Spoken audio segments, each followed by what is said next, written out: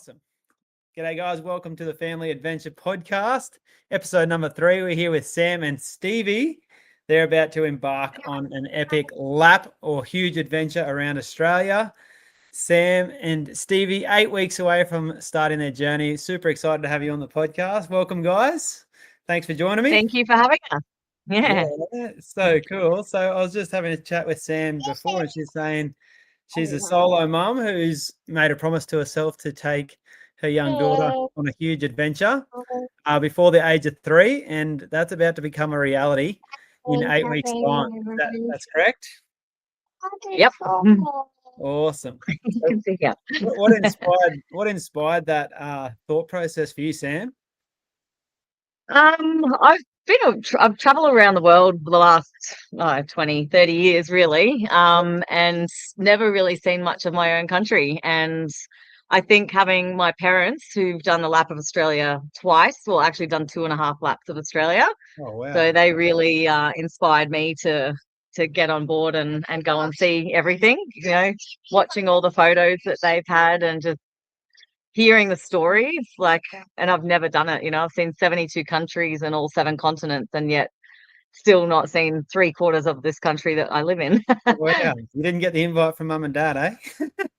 Yeah, no. I was having too much fun at that time, I think. So. Yeah, fair enough. Yeah, well, I guess I'd like to know a little bit more about you and how you came to obviously get to be where you are right now. You just mentioned you've traveled the world, which is unbelievable. It's so nice to meet people who are well traveled and got lots of experience. So, yeah, is that travel through work or just through just your own holidays or experience? What's the go? Yeah, it started out as a working holiday over to the UK and was supposed to go for a year and stayed for 6. And did the whole live-in pub job, and then about 4 years into living there, I started working for Flight Centre. So that sort of catapulted me a little bit more. I was already traveling a lot by that stage, but working for a travel company certainly helped, getting all the perks of the job. And living in London, seeing you could go to any country you want. Whenever you wanted, basically, and then moved back to Australia and started doing little bits and pieces here, but I get very itchy feet very quickly. So then I moved to the States for 10 years and lived in LA and New York. And once I was over there, that's when I decided to have a baby and moved back to Australia when I was 30 weeks pregnant. And I pretty much quit work as soon as I had her and decided that there was better things in life to working the grind in a corporate job. I just couldn't do it anymore. I couldn't even fathom going back to that world anymore. So, it was nice to step out of that and come back into a bit of reality. And especially in Australia here, it's just such an awesome country that we live in. We're very lucky and very privileged to be here. So, yeah, it's a beautiful country, that's for sure. Have you always worked for Flight Centre through that whole period, or did you have different jobs as you went, or you stayed? Yeah, I did 17 years with Flight Centre. I went from being a travel consultant, but then it went into the technology side. So I was doing all the product management and implementing new technology and testing it all before it went into the business, and kind of got pretty high up there over in the States. And so it was definitely, and then COVID hit and I was working 4 people's jobs in getting paid for one. So it kind of just took its toll on me during that time. So that's crazy. And so you decided you wanted to become a mother. So you got a donor and fell pregnant in America and then moved back to Australia. Yep, did multiple rounds of IVF in New York City, and then it finally worked and got her, and moved back to Australia because it's a much better place to bring your kids up. Loads more adventures, lots more outdoor things to do, not just sitting inside or everything was such a concrete jungle over there. So coming back here, just breathing the fresh air again, it was a necessity. And I think that's really awesome that you did so much travel through that time with Flight Centre. I was talking to my partner today and we're just saying both of us have traveled quite a bit through our 20s and then into our 30s, and then now we've just had a baby, in our late 30s. But it's nice to have those experiences because, like you said, you don't get those itchy feet as much where you're like, oh no, I missed out on so much. So having the family and Exactly. embarking on that chapter is really exciting. So how's it been settling into motherhood for the last nearly 3 years? It's been awesome. Like, honestly, it just sort of everything fell into place. I found it really nothing's easy in parenthood, but I found it was always something I wanted. So it was something that and she makes it really easy. And I do find being on my own, I find it almost easier because I don't have to Mm, answer to anyone and I make all the decisions and it's yeah, it's all me all the time. Obviously, it's a little bit taxing every now and then, but you got to have a village, a good support group, good friends, good family around. But yeah, I love being a mum. And the funny thing is with all my kids, because I had her when I was 42, and all my other friends have got teenage kids already. So I've yeah, got lots of babysitters around. different ball game, hey? Yeah. Yeah, Yeah, well, but also on that other spectrum as well is you lose all your friends because you've got a baby and they don't. So yeah, it's kind of finding that middle ground, which is why leaving isn't going to be too hard for yeah, me. for sure. Well, it's very different. Yeah, like through your 20s, it's the party era and you're having a lot of fun. And then, a lot of people do have babies and go into their, parenthood era. And then, whether you're behind or, in front of them, it's sort of like things drop away and change all the time. It's like a massive transformation for everyone in that period. So people are going to come and go. Definitely. And then, yeah, like you said, it's so good to have a village to help, I guess, support. And then, yeah, make that life a little bit Yeah. easier. And have you always Yeah. been really adventurous, like through your teens before you actually started traveling? Like, was that a big part of Oh, your for sure. Yeah. I've done everything. Like, I was a bit of a adrenaline junkie, jumping out of planes, and mum and dad took us traveling a lot when I was a kid as well. So, we moved to the States when I was 8. My dad's American, my mum's Australian. So we've had a lot of travel around the world doing RV trips in America for a couple of months. My mum loves hiking. She does all the big, Nepal Annapurna circuit and all the big treks around Australia. And so, like, we've always been quite adventurous. So yeah, there's never been a moment where it's been quiet, embedded in your I dare genetics? say. Yeah. That's so cool. Yeah, you mentioned on my story today, like the one like core memory that you have is like traveling across America in an RV with the family. Yeah. Yeah. That was one of the best things I've ever done. And that kind of really sort of put that planted the seed, I think, when we were 8 years old and just took Mm, off around Australia and went all the America, and did all the national parks and Disney World, all that fun stuff too, and just put that in. And it's always been a camper as well, so it's always, yeah, we've always done camping. Dad worked on boats, so we used to go out on the boats all the time and go to islands and just, camp out under the stars. So there was never a moment of, just hanging around. So I don't think I've ever played a video game in my life. So yeah. maybe Pac-Man. What do you think your greatest like lesson from all those adventures, like from a young age, have taught you, moving into like I guess parenthood for one, but also like adulthood and then your own adventures? Like how did that set you up from a young age? I think learning to accept the situations that you're in, and also learning to say yes to things, and not putting something down because it makes you uncomfortable.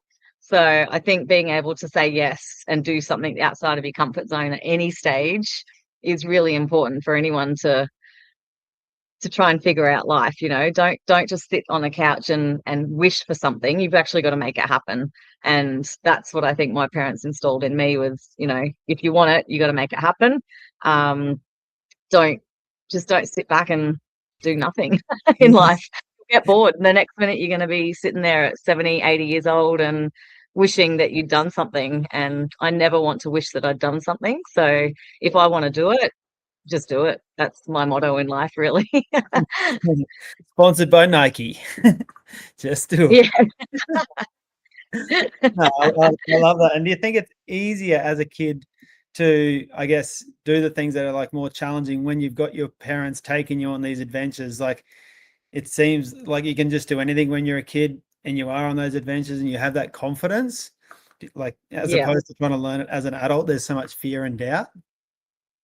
That's exactly right. I've got friends of mine that have never left the country, never left the state, and they have no interest in it, but it's because they didn't do anything as a kid as well. So, the more you can install in your kids at a young age that it's okay to do things that make you uncomfortable, or, go and do things that are fun.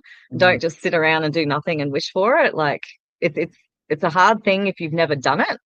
So, for mm, me, going away, like, just, it's no skin off my back. It's just easy for me to make that decision. But for a yeah. lot of people, that decision could be very difficult because it's a whole different way of life. So, Absolutely, yeah. I think the younger you can get your kids into doing the things that are difficult, just to really instill that yep, confidence that they can basically do anything, and on a subconscious level, because you don't think about it when you're 8, 9 years old, but when you're out there adventuring and you're kayaking and climbing mountains and all these things, it just seems fun.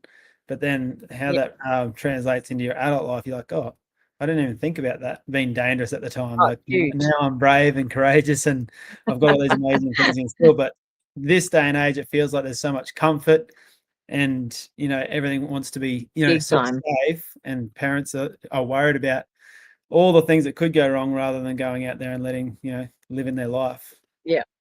And that's the thing, you got to have things go wrong. Like, otherwise, you're not going to learn from it. You can't sugarcoat everything for your kids. They've got to experience things and to be able to grow up and be more resilient to it all. So, Mm, yeah, holding them back is not doing them any favors in life. exactly. What's one like thing that you really want to instill in your daughter's life? um, Confidence to be able to do what she wants to do and make decisions without hesitating, in a safe manner. Yes.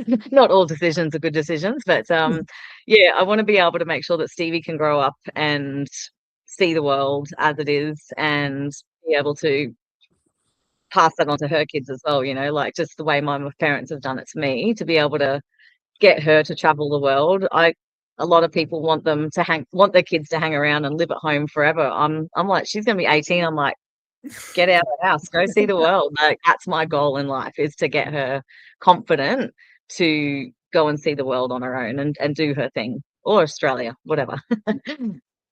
And advice for, I guess, anyone listening, to encourage kids to gain confidence and resilience. What do you think is a great like approach to make that happen? She got Hey, distracted. Stevie. Um, I got distracted then. So sorry, what was the question? What's a good approach to? Yeah, so like if you want to instill confidence and resilience and that courage to be able to travel and make those decisions, how do you think Yeah, like you would go about that, as a parent, and yeah, to make that like an achievable goal for your kid to yeah. get confident? Yeah.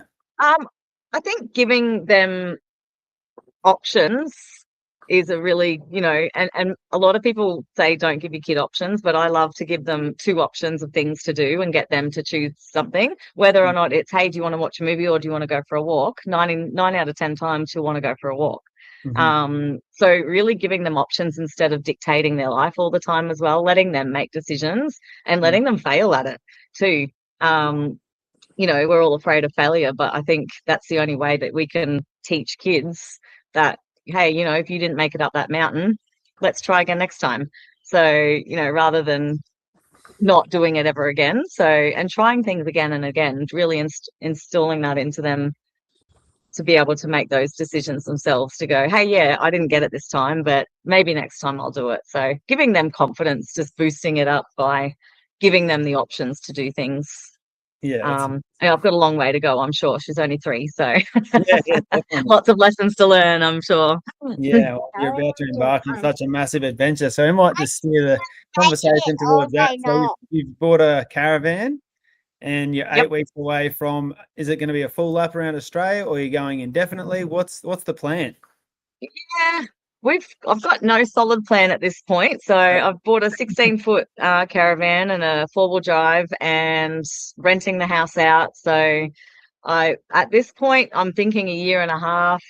I've Mm-hmm. got She's due to start prep in 2028, but that's not the be all and end all. So I've got all of this year and all of next year to do whatever we want, essentially. And then if I decide that I love it and we want to keep going, we'll just keep going, and I'll do homeschool for the first couple of years. Yeah. Um, you know, we might hate it and have to come home after a year. Who knows? So thank you. Um, it's definitely going to be a challenge. I think being solo and not having another adult there to help out or babysit. Like, it's constantly her and I think that's going to be our biggest challenge in the trip. And not having anyone to help me reverse or direct me in the caravan. But no, otherwise, yeah, no timeline really. We're just Just going to going. cruise. I know what direction we're going, but other than that, we haven't really sort of locked down too much at this point. Yeah. Which direction are you going to go?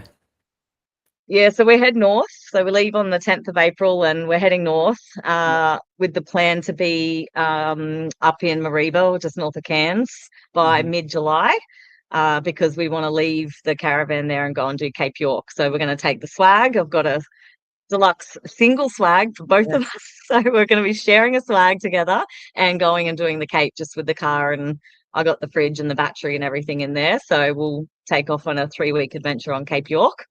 So we want to get there around after school holidays and then head west. So go to Darwin and just take our time. I think it'll take at least 6 months just to get through, that portion of the north part. So with no great plans and then a long time through WA. Yeah. That's crazy. Big state, that one. Yeah, that's a long trip, like just doing the swag thing for 3 weeks with just with the bub and hats with off. Crocodiles. Yeah, with crocodiles. I guess I'm terrified of crocodiles. So it's been my childhood fear. So I'm overcoming a lot at the moment to try and go and do this. yes.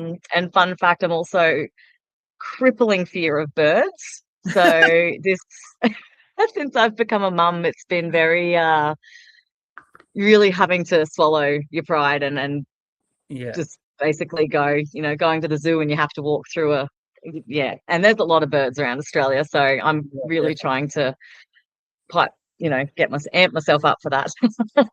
How do you deal with that sort of fear? Like, obviously that's a real fear for you with birds and crocodiles and those things. Like, what's your, I guess, techniques, or how do you deal with that sort Run and hide. No. Just fear? No.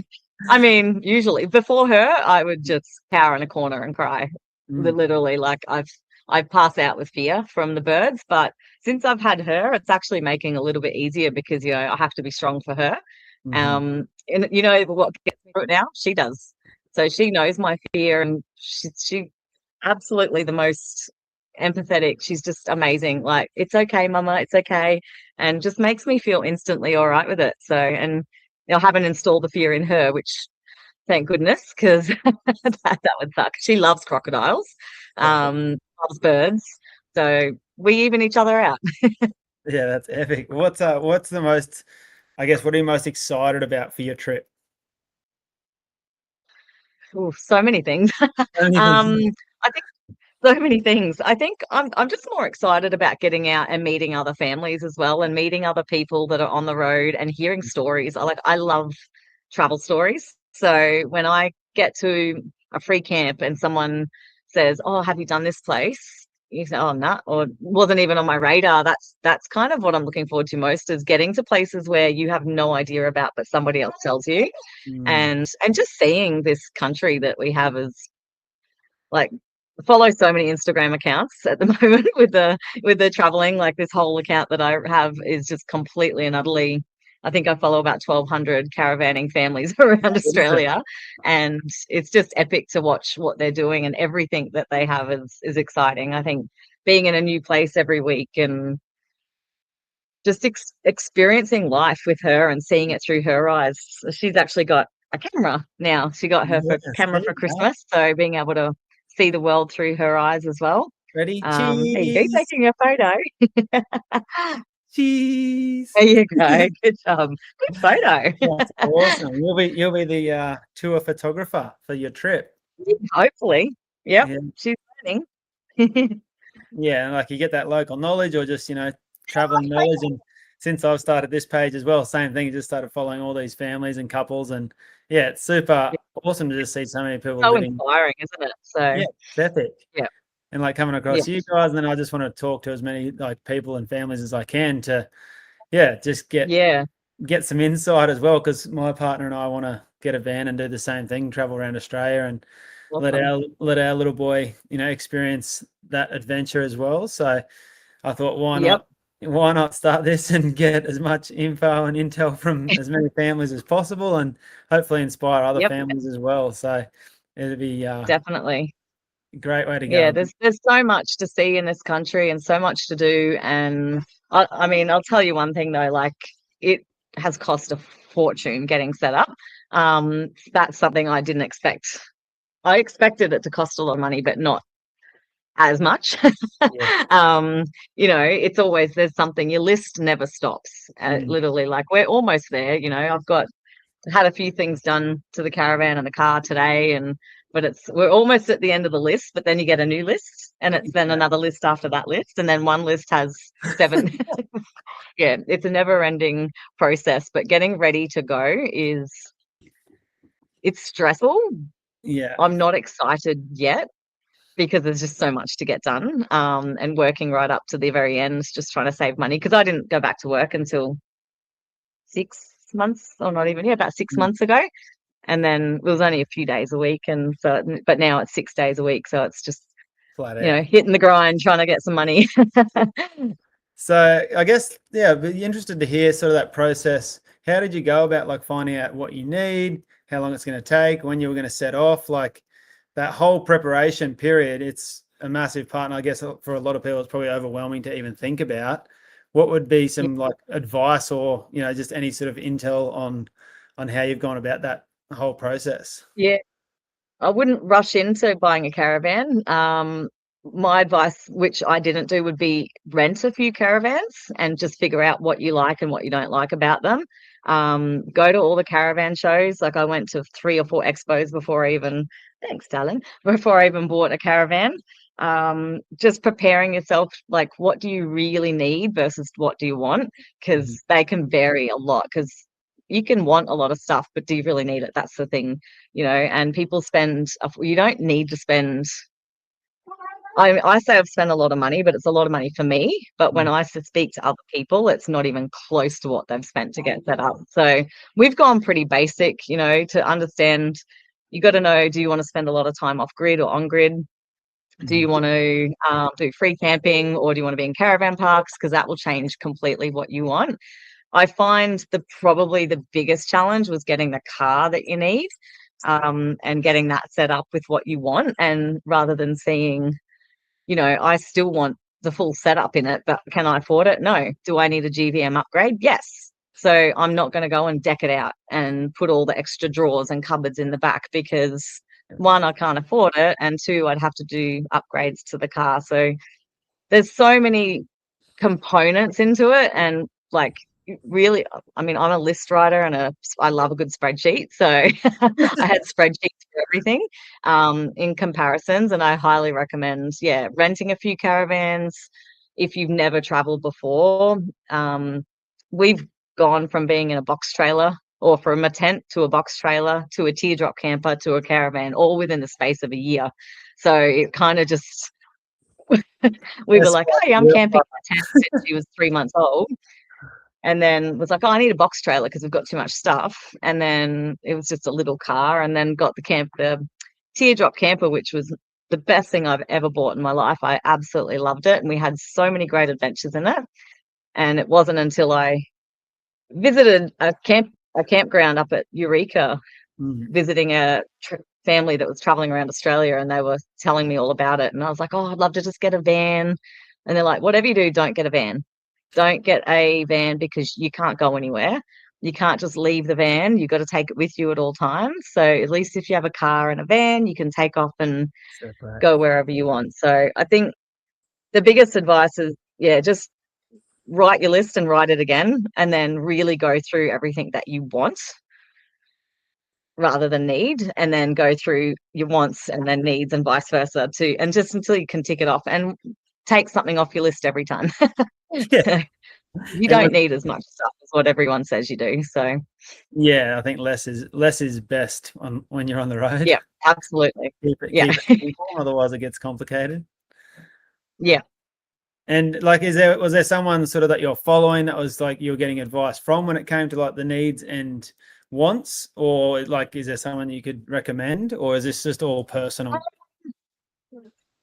Not particularly. I mean, I just literally started following a million accounts, and I think between them all, um, Camp Cants is a really good really good ID account. They do a lot of stuff on there. Trip in a Van, obviously, is always a really good account to follow. They have a lot of good family information.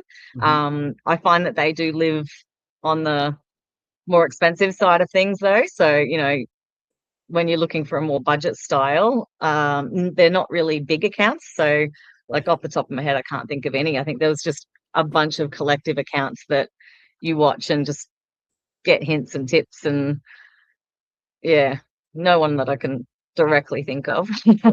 Sure. So, and next question would be, when you started out with taking your daughter on little trips, and I guess the process from when she was, I guess, born to now 3, and you're going to go on this massive adventure, how many little adventures in between have there been? And what did they start off at, half a day to a full day to weekends to weeks? Like, what's that journey been like?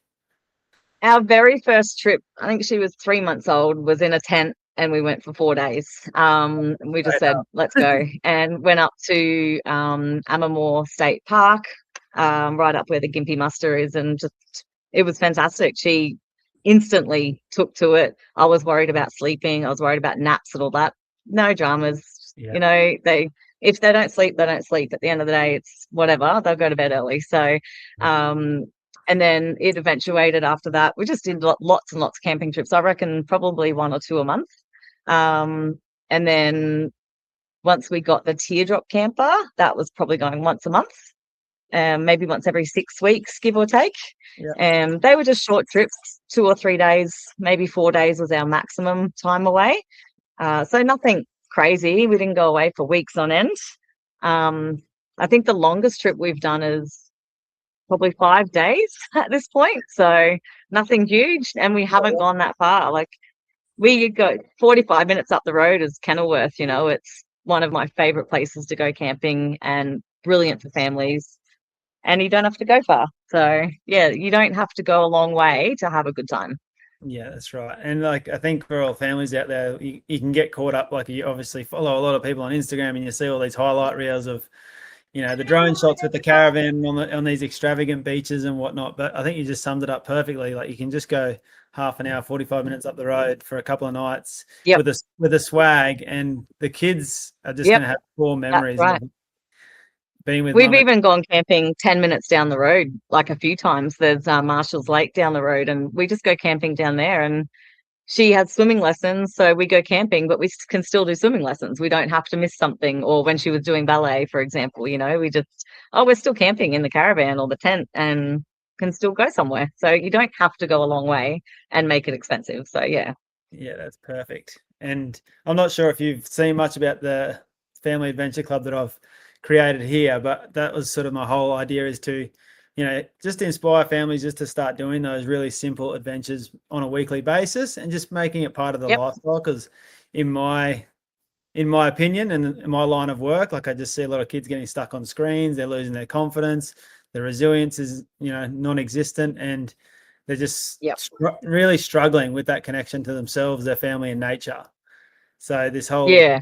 whole page and this community that I want to create is just to inspire families just to make it a part of their lifestyle, with adventure being like the forefront of their minds, from the smallest That's adventures, perfect. and building the confidence up to, I guess, going Yep. more, extravagant adventures in the That's future. right. You got to start somewhere. Yeah, you So don't need to go far, do you? no, that's right. We did one in our backyard last weekend with our Perfect. with Yeah. our 6-week-old. Yeah, we So do Budrum Falls and all those little places around. There's so many 45-minute walks you can do, and yeah, it gives them a little confidence boost. And yeah, it's amazing. That's good. I love it. yeah, nice. Yeah, what do you think I guess the key things that you pick up when you take your kids on adventures? What is it teaching them, and like the major lessons for them at such a young age? Just got the cheekiest grin then. Don't do that, please. Just about to knock my computer off the table. I Yeah, think the most valuable lesson, I can speak for Stevie, is her confidence. You know, she's quite an introvert, but when we go out and do these things outside, she talks to people as they're coming along the tracks and, you know, looks after me. She also learns, Leah, to look after people. Yeah, You know, if I fall over, which is often because I'm extremely clumsy, you know, she looks after you and watches out for you. And for her, it's just really installed confidence and being able to talk to other people when she's normally very, very shy. I find outdoors that shyness is completely gone. So it gives them that I don't know what it is. It's the fresh air. It gives them that inner confidence that just, yeah, makes them shine, really. absolutely. I think it's the inner peace, but being outside in nature, there's a sense of freedom and Yeah, connection. You feel at peace, so then you can be your true self. yeah. Isn't that what they say when your kids are babies? All you got to do is take them outside every day, and it makes them better sleepers. Like, I Yeah, don't think I ever, as a newborn, I would bring her and sit outside and just be outside. Just breathe the air, look at the sky, get the sun on your body, like get that vitamin D and, you know, go for a swim in the cold water. It wakes you up and there's so many things that just make you a better person in that. Yeah. all the good stuff. And Yeah. are you pretty health conscious when it comes to looking after yourself and Stevie? Like, do you have like sort of some non-negotiables you want to continue when you're on your adventures, whether it's working out or eating, quality food or? Yeah, I'm a CrossFitter, so I do CrossFit 5 days a week. She comes with me and watches all the time, so that's really cool. I am struggling to figure out how to do it all on the road because I don't have the weight allowance to take 10-kilo weights with me.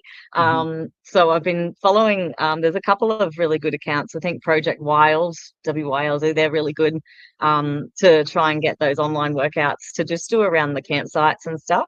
Yeah. You know, your water bottles, that's your weight. You can do weighted squats, things like that. I use her. I'll use her. I've got resistance bands. Yeah, she's 12 kilos. That's a great weight. Perfect. But I think it's just going to be active, and Yeah. setting up the caravan on its own is a workout in itself. So getting everything ready and unhitched, and I got a pop top, so popping the roof up and like Yeah. everything you can make into a workout. I find it's really important to keep active because you're going to spend a lot of time in your car. So I need to keep active, and especially at my age, to keep up with her. So Yeah. yeah, Epic. and she keeps me going. Yeah. That's so good. Doesn't stop. It's nice that you've got that sort of instilled in you, training 5 days a week. I'm sure you'll be able to make time to train during your travels, Yeah, but also, I guess your daily activities are going to be super, exciting. And yeah, anyway, you'll be hiking and walking along beaches and yeah, rock hopping and whatever else yeah. comes with it with the amazing adventure. And there is a lot of CrossFit gyms around the country that have creches, so you can do drop-ins. So Hmm. it might not be every week, but if I can find a CrossFit box that will have drop-ins and that have a creche, you know, I can do that because unfortunately I don't have the luxury of a babysitter, you know, as in a partner that to watch her. So Yeah, it has to be somewhere where I can bring her. So there is quite a lot of them around. So, and I think I'll make that part of my journey, like documenting that as well as, you know, places that can go with creches, or anywhere that has a workout with kids, because I think that's super important to keep on top of. yeah, that's an epic idea. Yeah. So, well, I think, yeah, I'm feeling so inspired to, just have connected with you and really excited for this journey that you're going to embark on. Like, I guess from the outside looking in, people think, oh my God, a single mum about to take her kid around Australia. Like, that's so massive and would be, terrifying. So, if there's any Yep. little bits of words of wisdom you'd like to send, to anyone else out there, there could be mums who have their kids and they want to do something a bit more extravagant or just start the little adventures. Any words of wisdom for them before we finish up here? Um, if you're considering it, just stop considering it and just do it. You know, there's always going to be something that's going to hold you back. So, Mhm. you know, get out there, and if it's something you really want to do, you just got to do it. You just got to bite the bullet and get out and do it. Like it sounds easy. It's not easy. I'll admit it's hard to do, but you know, a lot of people procrastinate. So my word of advice is if you're thinking about it, stop thinking and do it. Just just do it. Go buy that caravan. Go for it. Yeah. Epic. And how can people follow you for this adventure, Sam? Yep, I have Instagram account, which is, I can't even remember. It's toddler underscore in underscore tow underscore au, as in toddler in tow Australia. And I've also got a TikTok account, but I'm not very familiar with TikTok yet, so I'm still trying to make that happen. Instagram's definitely more of my go-to. Perfect. I think it'll be an amazing journey to follow and get inspiration from, and yeah, see how it all plays out. But yeah, you've got so much to look forward to, and I guess anyone who follows along will too, to get that inspiration to take themselves on their adventures. So I just want to say thank you very much, and I'd love to catch up in a few months' time once you've started your trip and see how everything's going. And yeah, for sure. Yeah, it might be a different perspective by then. So see how much you're that's smiling. awesome. And if it inspires anyone to go, just if I can do it, anyone can do it. So absolutely. No, I'm inspired. So thanks so much for your time today. And yeah, really look forward to seeing the adventure unfold. Cool. Thank you so much, Chris. Yeah, thanks, Sam. You have a lovely afternoon. I'll stop the recording now. Awesome. Oh, sweet. Stop recording.